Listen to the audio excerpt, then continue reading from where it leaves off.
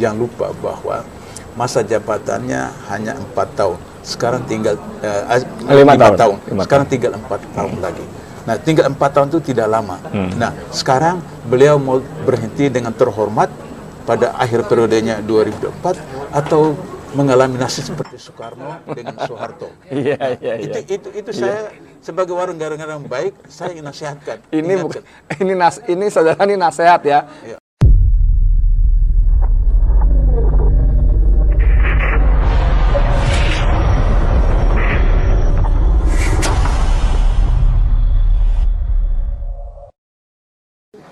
Bismillahirrahmanirrahim. Assalamualaikum warahmatullahi wabarakatuh. Saudara sekalian, dengan saya Edi Mulyadi, kami baru saja selesai menggelar press conference seputar petisi dari tim pengawal penuntasan peristiwa pembunuhan TP3 16 Laskar FPI. Petisi ini diberi nama petisi rakyat karena memang diharapkan benar-benar suara rakyat atas terjadinya berbagai macam carut marut di negeri ini, dan dalam konteks ini adalah bagaimana ada 6 anak muda yang nyawanya dihilangkan secara paksa oleh aparat. Petisi rakyat ini berbunyi, petisi untuk penuntasan peristiwa pembunuhan 6 Laskar FPI oleh aparat negara. Saya punya tamu istimewa sekali, Dr. Kiai Haji Abdullah Hemahua, yang punya rekam jejak sudah, ini kalau saya bilang sama istri saya, ini manusia langka yang harus kita benar-benar lestarikan. Ya. Orangnya jujur, sederhana, berintegritas tinggi, dan cinta kepada Indonesia dengan sangat luar biasa. Dan kendati dia masuk ke dalam lingkaran dekat kekuasaan, bahkan pernah di KPK selama 8 tahun, itu meninggalkan satu sistem yang Masya Allah luar biasa, kejujuran merata, boleh begitu, dari mulai pimpinan sampai ke bawah, yang sekarang kita tidak tahu setelah ada revisi undang-undangnya kayak apa. Dr. Kiai Haji Abdullah Hemahua dalam konteks ini adalah beliau ketua tim pengawal peristiwa pembunuhan TP3. Saya biasa panggil Bang Dullah. Bang Dullah, apa yang diharapkan dari kerja-kerja seperti ini, Bang Dullah? Ya, pertama saya menjelaskan kenapa diberi judul petisi rakyat. Ya. Sebab saya dengan teman-teman sudah mensilaturahim semua 6 keluarga itu betul-betul rakyat. Dari 6 orang itu 3 janda. 3 janda itu satu pekerjaan sehari-hari menjual nasi. Hasil penjualan kasar, kotor itu 500.000. Kemudian ada janda lagi yang menjual gorengan. Penghasilan kotor itu 400.000. Dan seorang janda lagi yang kerjanya adalah babysitter. Dan babysitter itu ada kala 500, ada kala 600, ada kala 700. Itu bergantung dari budi baik daripada yang punya anak. Kemudian bapak daripada mereka yang ada itu 3 orang itu, satu kerja serabutan, mantan staf di salah satu mall di Jakarta, kemudian satu tukang kayu, dan satu itu penjual batu akik. Yang Pak Herman itu satpam itu yang mana masuknya? Itu yang Pak Herman itu Pak Hendra sebenarnya. Oh, Hendra. Bapaknya Gaddafi. Itu mantan staf dari mall, kemudian sekarang menjadi kerja serabutan seperti itu. Nah, anaknya itu nanti September ini wisuda, ya si Gaddafi itu. Kemudian 3 orang lain itu tamatan SD, dan yang paling dahsyat itu yang Reza itu buta huruf. Allah Akbar. Buta huruf. Jadi dia hanya sekolah sampai kelas 2, kemudian berhenti, trauma karena perilaku dari guru membuat dia kemudian tidak mau melanjut sekolah. Masya Allah. Nah, dia kalau punya HP, saya tanya, kenapa punya HP? Bagaimana menggunakan HP? HP itu cuma untuk menerima telepon dari orang. Kalau dia kirim itu kirim gambar. Meme apa, seperti itu. Nah, dia ini hansip. 1 bulan itu honornya 100.000. Allah Akbar. Kemudian dia dengan teman-temannya itu menjaga tempat ibadah orang India, yang itu mereka 1 pekan 2 kali ibadah. Dan 1 bulan itu mereka dapat 400.000, 4 orang. Jadi bagi 1 orang 100, totalnya dia itu 200.000 1 bulan. Jadi bagaimana asumsi pemikiran latar belakang polisi dengan Komnas HAM mengatakan mereka ini punya senjata dan kemudian melakukan teroris dan seterusnya. Orang seperti itu, kelompok seperti itu. Tapi kenapa saya sebutkan petisi rakyat ini? Karena luar biasa dari 6 anak ini. Salah satunya saya tanya bapaknya apa niatnya anaknya. Dia semester 5. Itu bahwa dia mau jadi seorang graphic designer. Tapi kepada ibunya dia bilang saya mau kerja untuk membiayai kedua adik saya. Yang ketiga, teman-temannya mengatakan bahwa dia selalu minta kami untuk mendoakan dia supaya dia mati syahid. Allahu Akbar. Ini luar biasa. Ini luar biasa. Ada lagi yang Dian itu dia Ramadan yang lalu waktu Idul Fitri. Dia minta ibunya datang dulu di depan dia, kemudian air baskom dia cuci kaki ibunya. Cuci kaki ibunya. Itu sebelum peristiwa. Ada lagi yang kemudian yang tadi Hansip itu, dia beritahu sama ibunya bahwa saya nanti mau belikan rumah ibu. Allah. Kenapa belikan rumah ibu? Karena betul-betul rumahnya itu seperti sarang burung itu ya?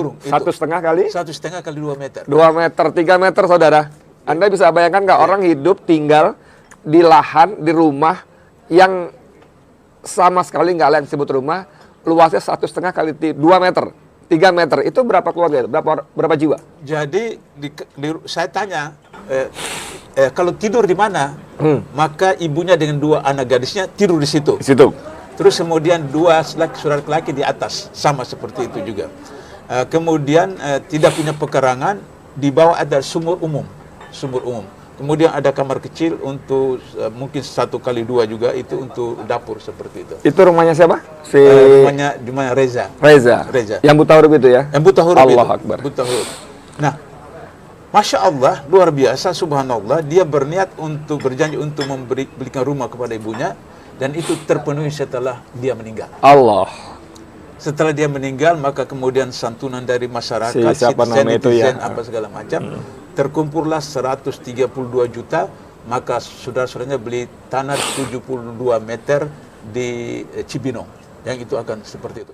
Jadi saya mau berdiri sebentar di sini. Ya. Jadi bagaimana paparan Bang Abdullah Hemahua ini menarasikan kepada kita, karena beliau hadir, bertemu dengan mereka, dengan keluarga itu, bicara dalam beberapa acara, misalnya waktu tahlil ya, antara lain ya. Tapi di luar juga beliau datang, jadi benar-benar bisa menangkap betul-betul, menangkap dengan objektif, clear, jernih, bagaimana kondisi 6 anak muda ini. Nah, di situ tadi Bang Abdullah singgung sedikit bahwa bagaimana mungkin Komnas HAM, sebuah lembaga negara yang dibiayai oleh APBN, yang dibiayai oleh uang rakyat, bisa-bisanya dalam rekomendasinya salah satunya adalah minta agar diusut kepemilikan senjata EPI. Yang sebelum Bang Abdullah Hemahua bicara, saya baca di grup-grup WA, itu ada orang tuanya mengatakan anak-anak itu beli gorengan saja patungan. Gorengan saudara yang harganya 1.000 atau 1.500 per potong itu patungan. Bagaimana mungkin mereka bisa punya duit untuk beli senjata yang pasti tidak murah. Nah ini terus bagaimana selanjutnya? Kalau misalnya temuan Komnas HAM atau polisi bahwa ada senjata, pertanyaan saya dalam ilmu penyelidikan dan ilmu kriminalisasi, maka harus ada sidik jarinya. Ada sidik jarinya. Ya, pistol yang ditunjukkan oleh Polda Metro Jaya ketika tanggal 7 itu, apakah ada sidik jarinya? Kemudian yang kedua, bahwa kalau betul ada senjata yang dipunyai oleh 6 anak laskar ini, terjadi tembak-menembak, saya minta Komnas HAM dan polisi memberikan barang bukti bahwa apakah polisi itu ada kena tembak. Soal sidik jari sebentar, itu sudah ada diberitahu, ada kok sidik jarinya gitu, ada nggak? Itu tidak ada. Tidak ada. Tidak ada. Saya ingin sedikit berimajinasi. Saya biasa nonton film kriminal. Itu kalau sidik jari, mohon maaf ya, ini versi film kriminal ya, bukan versi polisi kita ya. Bisa saja kan pistol yang sudah mereka gunakan terus ditempelkan kepada si anak muda itu seolah-olah tertinggal sidik jari. Itu gimana kemungkinannya? Ya, itu kemungkinan terjadi saja sebab misalnya ada semacam joke di dalam medsos itu bahwa pedang yang dipamerkan itu pernah dipamerkan juga di Jawa Timur seperti itu. Nah, jadi ini kan semua serba sebetulnya. Saya berikan contoh pengalaman saya di KPK ketika Ketua KPK Antasari Azhar ditangkap dengan tuduhan mengancam untuk membunuh Nasarudin, salah seorang direktur satu BUMN. Anak perusahaan ya? Anak perusahaan. Di pengadilan itu kemudian ternyata bahwa ada 2 grup yang mengaku sebagai eksekutor. Jadi eksekutor siapa sebenarnya? Nggak kompak itu. Nah, seperti itu. Jadi sehingga kemudian bisa ada plan A, ada plan B. Jadi oleh karena itu maka pistol yang dikemukakan baik oleh polisi maupun Komnas HAM bisa saja ada polisi, ada laskar, kemudian ada pihak ketiga. Ada pihak ketiga yang bermain di situ seperti itu. Sehingga itulah yang kami minta polisi maupun Komnas itu usut tuntas supaya untuk menjadikan nama baik polisi sendiri, menjadikan nama baik Komnas HAM sekali, siapa tahu ada pihak ketiga, karena itu pengalaman ketika kasus Antasari. Kemudian ternyata bahwa dalam soal sidik jari itu tuduhan kepada Antasari karena Antasari meng-SMS mengancam Nazarudin. Ketika pakar IT di pengadilan itu mengatakan bahwa nomor itu memang nomor Antasari, tapi SMS itu tidak berasal dari HP Antasari. Di cloning berarti ya? Di cloning. Dan kasus misalnya HRS yang di chatting itu ternyata kemudian terbukti bahwa itu dari Amerika, seperti itu. Nah, oleh karena itu maka sidik jari bisa seperti sangat itu. Mungkin. Lebih simpel kan, tinggal nempel aja kan? Nempel saja seperti itu.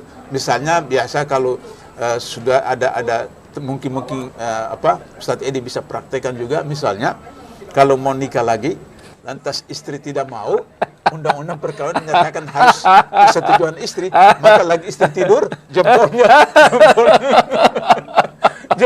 begitu. Yang ini enggak untuk ini ya, enggak untuk jadi panduan ya saudara ya, tapi menarik juga, tapi artinya untuk sidik jari kita itu mudah bisa seperti itu. Seperti itu, sama dengan misalnya ketika KPK menangkap salah satu bupati di Madura, kemudian ketika diperiksa di Surabaya dia katakan ijazah bapak ini ijazah palsu. Kata dia, kalau begitu saya akan laporkan orang itu. Kenapa? Saya suruh beli ijazah yang asli, kenapa dia beli ijazah yang palsu? Nah, ini kasus-kasus begini real ada di Indonesia. Nah, oleh karena itu maka kenapa kami sebutkan petisi rakyat, karena betul-betul itu langsung dari rakyat ya. Nah, itu persoalan yang harus diangkat. Kemudian ternyata kalau peluru itu kan ada nama selongsong itu dari mana? Apakah pindad atau dari mana dan seterusnya. Nah, kalau itu ada, maka kemudian kalau betul FPI punya, dari mana mereka dapat peluru itu? Dari pindad, dari polisi, atau dari pasar gelap. Nah, kalau dari pasar gelap yang bertanggung jawab di Indonesia itu siapa? Kan polisi. Berarti ini yang saya katakan, dengan polisi mengungkapkan itu seperti peribahasa Melayu, tepuk air di dulang, terpercik muka sendiri.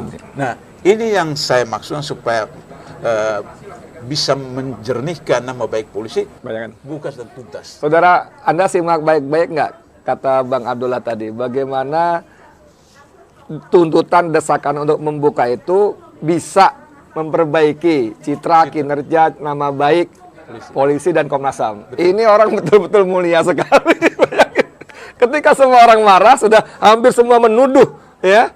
Ini banyak rekayasa. Tadi saya ngobrol dengan Jenderal Sunarko, Majen mantan Danjen, Komandan Jenderal Kopassus. Dia cerita bagaimana itu peluru dan pistol sama sekali nggak match.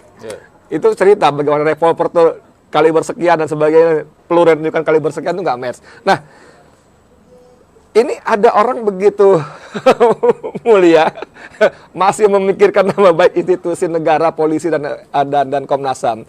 Tapi melihat kinerja yang sudah ada, ya kita kembali Komnas HAM misalnya, itu dalam laporan terakhirnya sangat-sangat sumir, ya, banyak sekali sumir yang sungguh-sungguh sebagai rakyat yang membiayai. Saya bukan cuma prihatin tapi marah betul terhadap Komnas HAM. Ini kan sudah bahkan sekarang tanda kutip si Taufan Damanik, Ketua Komnas HAM, sudah melakukan perlawanan balik ya, tanda kutip, bahwa dengan mengatakan kepada publik lewat media, lewat siaran persnya, bahwa ada upaya pembalikan opini yang menggerakkan bahwa ini seolah-olah adalah pelanggaran HAM berat.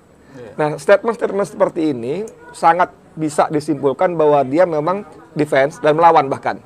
Ini kami final, akhir. Udah, jangan campur tangan lagi. Jangan coba giring-giring opini lagi, dan sebagainya. Dalam konteks itu, apakah petisi-petisi ini, yang tadi disebut ada beberapa kali nanti petisi, apakah bagian dari upaya untuk menuntaskan dengan sungguh-sungguh manakala disebut unwilling dan unable dari pemerintah ini? Kalau misalnya Komnas HAM mengatakan itu pelanggaran HAM biasa, ansih tanggal 7 Desember itu bisa dipahami. Tapi kalau orang bicara tentang proses penyidikan penuntutan, apalagi dalam teori intelijen, maka kita harus lihat rangkaian peristiwa kegiatan jauh sebelumnya, sesudah hari H itu dan sesudahnya. Iya. Misalnya,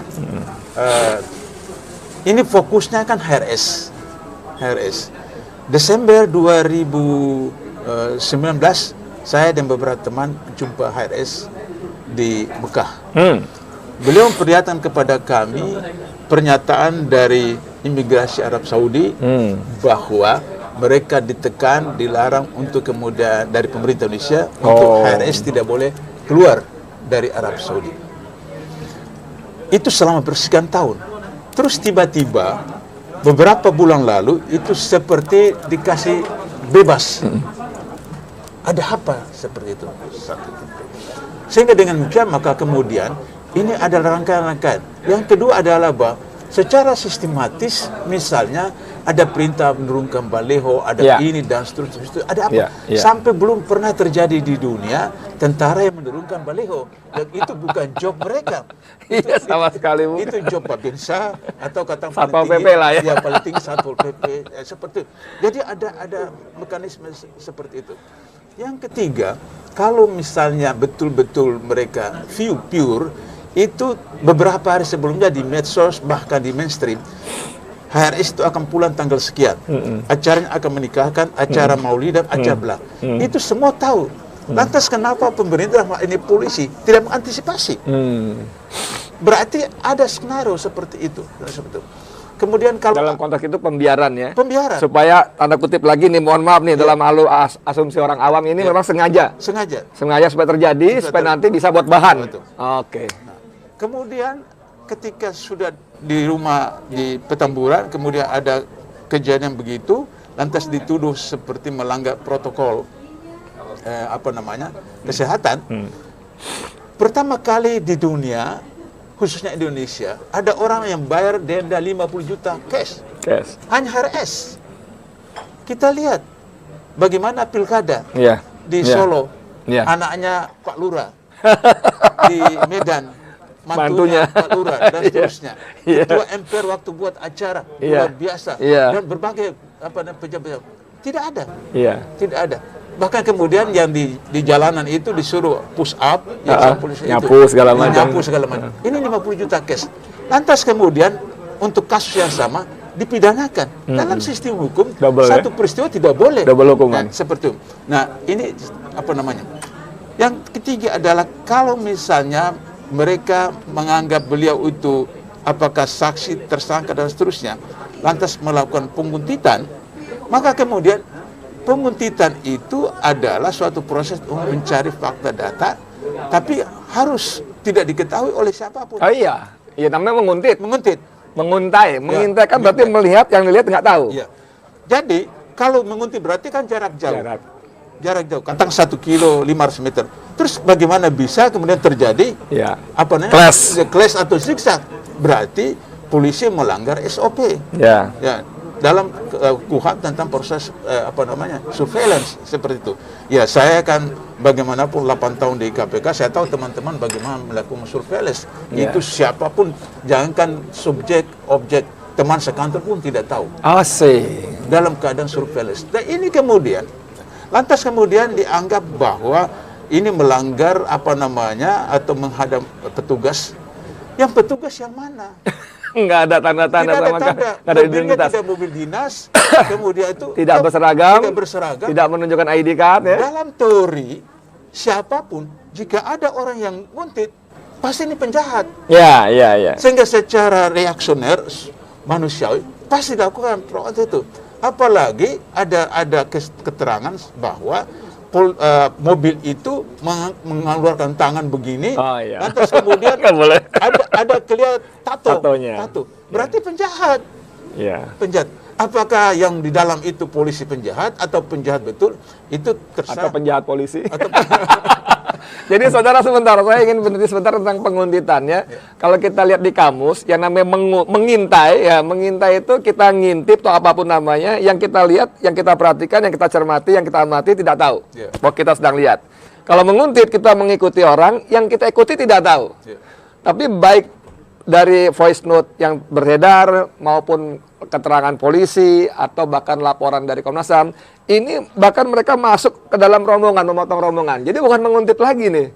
Menguntit kan tadi ada jarak tertentu lah. Nah, jadi hal seperti ini memang hal-hal yang harusnya Komnas HAM itu mendalami. Tapi seperti kita tahu, Komnas HAM menjadikan informasi terutama dari polisi, walaupun dia mengklaim bicara dengan keluarga, dengan EP, dengan segala macam gitu, tapi sangat tidak imbang.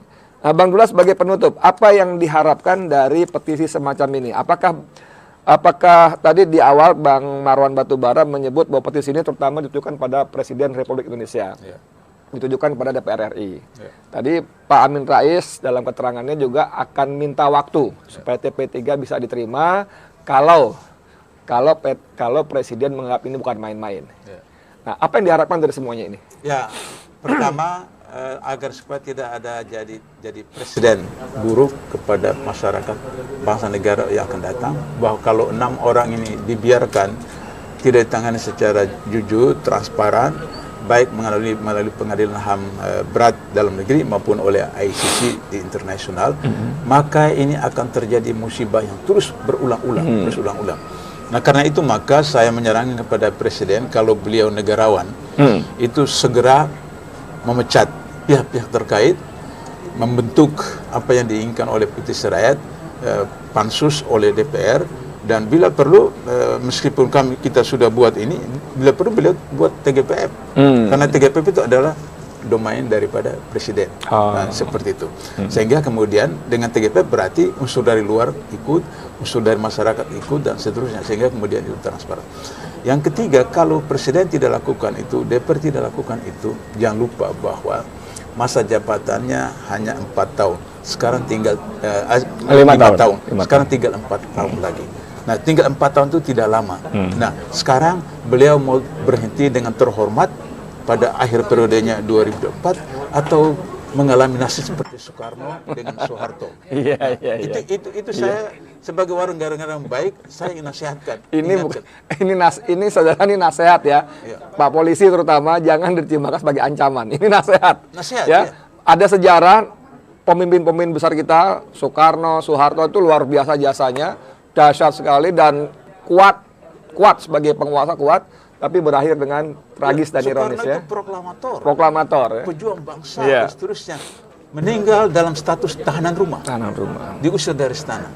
Soeharto 32 tahun, Bapak Pembangunan Nasional. Meninggal dalam status terdakwa. Terdakwa ya? Terdakwa. Di bawah pengadilan dengan kursi roda seperti itu.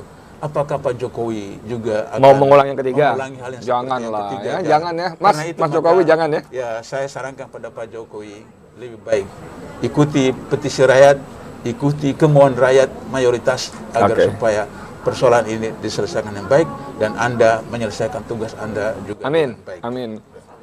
Bagus sekali, saudara sekalian, suatu closing statement yang sangat bijak, wise sekali. Dan tadi ketika di depan saya juga sempat mengutip mengutip kisah lama ketika Umar bin Khattab sebagai khalifah. Beliau sangat khawatir, dia perintahkan benar-benar sarana itu, jalan terutama itu jangan sampai mencelakakan. Bahkan beliau bilang kalau sampai di luar Madinah, jauh dari sini ibu kota, ada keledai jalan dan masuk ke lubang, kakinya patah, maka dia merasa ketakutan karena harus mempertanggungjawabkan di hadapan mahkamah Allah nanti di akhirat. Ini kalau baru jika terjadi, dan itu seekor keledai. Sekarang di Indonesia 6 nyawa anak muda dihilangkan secara paksa oleh aparat negara kalau, nah ini sekarang kalaunya gini, kalau Presiden Jokowi yang kata sebagian pendukungnya mirip Umar Ibn Khattab tidak peduli, ya kita bingung juga ya, mesti bagaimana ya. Oke, dari saya terima kasih Bang Abdullah. Mudah-mudahan karya-karya ini Allah ridhoi, yang paling penting itu Allah jaga niat kita ikhlas untuk mengungkap kebenaran keadilan. Dari saya Di Mulyadi, sekian. Wassalamualaikum warahmatullahi wabarakatuh.